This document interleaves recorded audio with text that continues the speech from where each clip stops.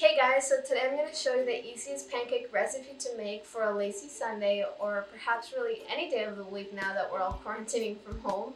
Talking about the quarantine, have you been able to find any flour at the store these days?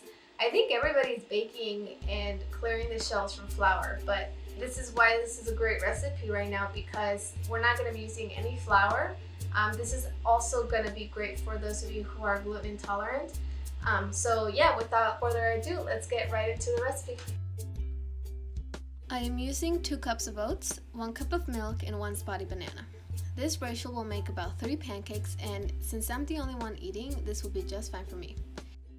So all you need to do now is blend your ingredients together until smooth.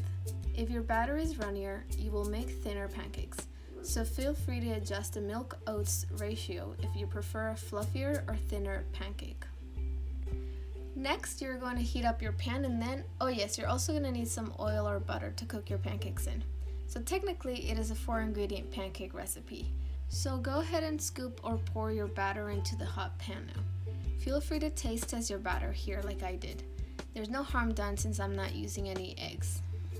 When you start seeing bubbles on the top, you can go ahead and carefully flip your pancake. FYI, the first few pancakes are always the worst ones.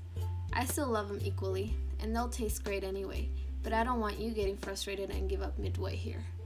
You'll get it eventually. While the pancakes are cooking, I am going to get my toppings ready as well. I didn't have any fresh fruit for these today, but I love adding strawberries, blueberries, and bananas on top.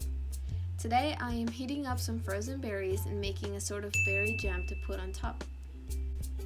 So while the rest of the pancakes are cooking, I like to keep the already done pile inside my mini oven to keep warm until I serve. Lastly, I am making a bear face shaped pancake. My sister used to make all sorts of animal shaped pancakes growing up, and I'm never too old to keep this tradition going.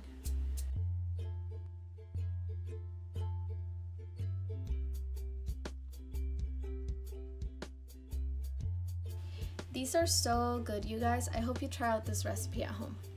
If you enjoyed watching this video, please give it a thumbs up below and follow our channel for more fresh content. See you in the next video.